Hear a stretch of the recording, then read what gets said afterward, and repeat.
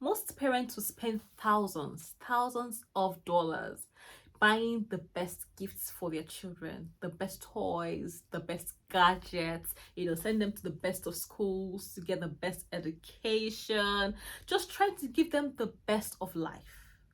But the most powerful gifts you can give to your child? It is something that money cannot buy. And many parents overlook this. I'm going to tell you what that is in a minute. First of all, welcome to this YouTube channel, Purpose Driven Marriage. I am Blessing Ekundayo. If it's your first time here, you're welcome. Feel free to like, share, and subscribe to this channel. God bless you. So, what is the best gifts that you could ever give your child? As a medical practitioner in the mental health field, I have the privilege of, seeing many patients, and seeing people, and visiting their homes. And I've been to people low class, middle class, high level class, and there's been one visit or assessment that stuck with me for life. It was a visitation or it has an assessment that I went to do for a 12-year-old. I think she was about 12 years old at the time. And I was asked to go and see this girl in her own home because she was planning to say goodbye to life.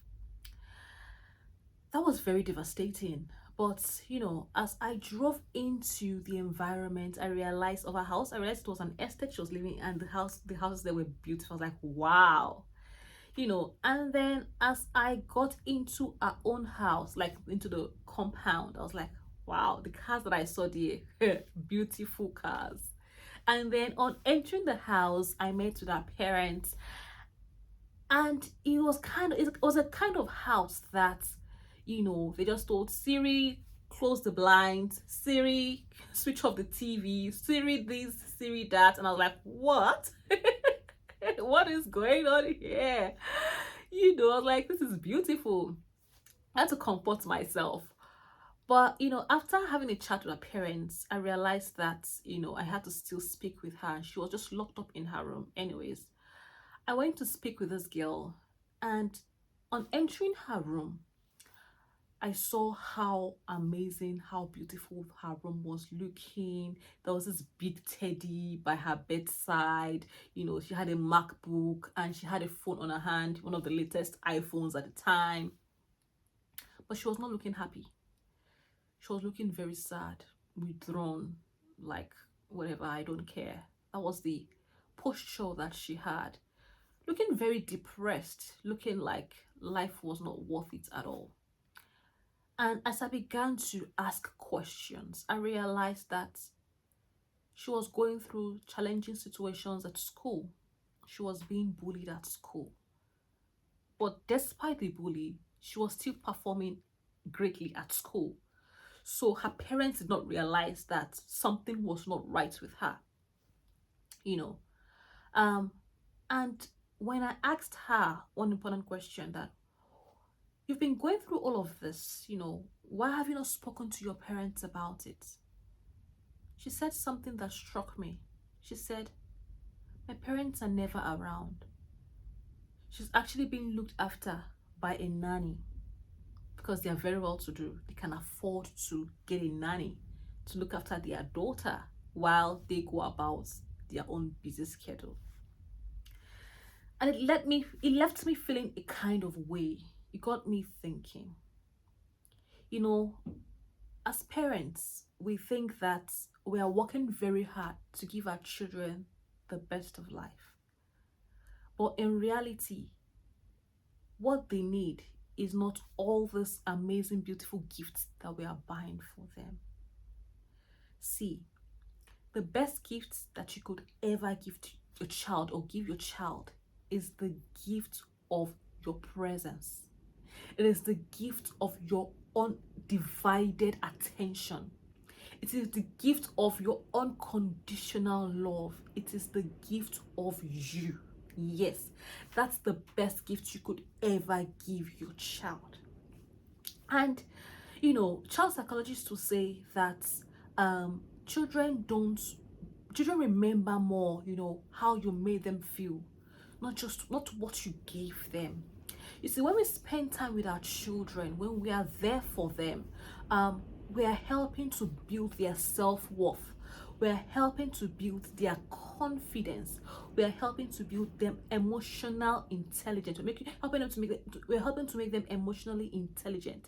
And so it's important that we are present in their lives. We're not just there, but we're actually available for them to be able to talk to. See, our children are not looking for perfect parents. They are looking for present parents. It reminds me of when I was growing up. I grew up with my parents very busy, of course. My mom at the time, while I was still very young, she was working on her PhD, and she was also, a wife. I had two siblings, so she had three children. Apart from that, she was a pastor's wife. She was busy in church, in ministry. She was heading, I think, 2 or 3 ministries at the time. So she was busy.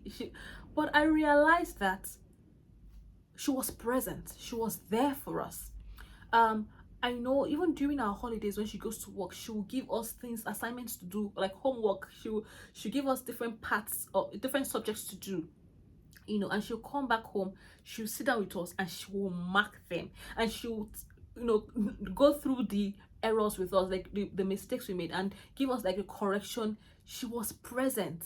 I remember also every Sunday she will sit me down and she will make my hair, and while she's making my hair, we are having conversations, we are chatting. She'll tell me stories about her growing up, we'll laugh, we'll chat, all of those times she was making sure that she was being present in my life, and she was doing the same for my siblings also. There are many, I can share with you many memories that my dad also was there. He would tell us stories. He was fond of telling us, story of the tortoise, and how the tortoise was corny and things like that. And I remember one thing that my father said one of the days that he was telling me about life and things like that. He said something to me. He said, "Blessing, you are beautiful." He said, "If any boy tells you that you're beautiful, if any guy tells you you're beautiful, tell him that your father already said so." I was like, whoa, there was something that what he said did to me. It made me to feel good about myself. It boosted my self-esteem, It made me to feel good about my identity as a teenager at that time.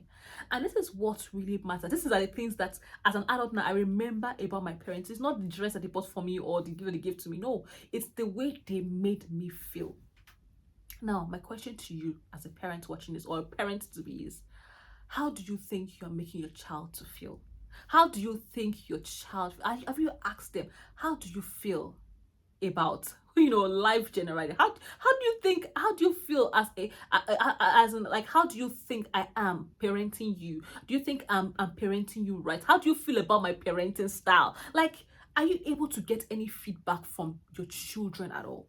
If you were to ask them, how do you think they will, what do you think they're going to say about your parenting? Are you a present parent, or are you someone who is just all about work, work, work? You're a workaholic. The reality is, we are modeling what we are going to get back from our children. So right now, if you do not have time for them and you are busy, you are indirectly telling them that when they grow up too, it's okay for them not to have time for you.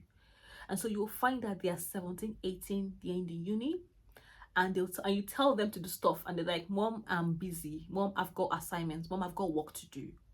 And because that work is important, you modeled it. You showed that other things were more important to you than them, and now they are replaying it back to you.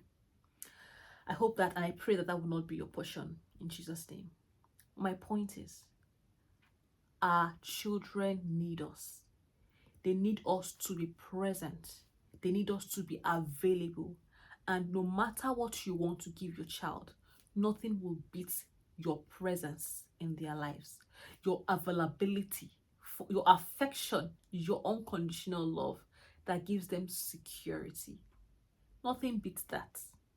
So I want to encourage you, find time for your children.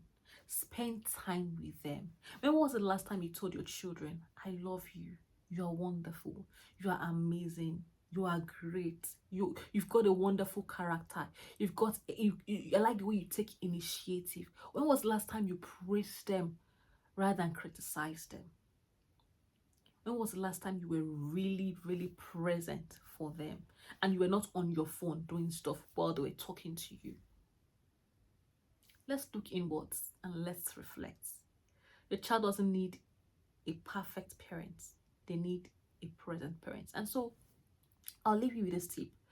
Something that I do for my children is I make sure that every week I spend time with each of them.